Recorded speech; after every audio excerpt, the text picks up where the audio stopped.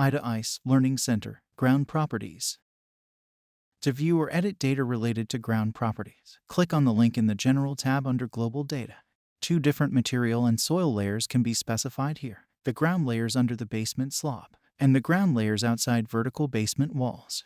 By clicking onto the link, we are opening up the definition of material and soil properties. Here is an example for the layers that have been specified for outside the basement wall. Please note that ICE will always include an insulation layer as a default definition. ICE provides 2 different ways how the ground temperature profiles can be calculated. First of all, there is ISO standard 13370, but it can also apply the calculation method which had been implemented in ICE version 3. The ground temperatures depend on the climatic condition where the ground is located.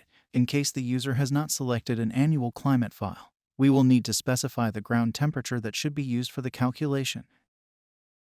Thanks for watching. We hope you found this video useful. You will find more videos if you go to Help and Process Guides. There is a whole series of videos stored there. Under Help, you will also find our Getting Started guide as a PDF document. Also, never hesitate to contact support or write to our forum for further questions or support. And remember to check out our website. Under Events, there you can find upcoming courses. We frequently host beginners and advanced courses on various topics.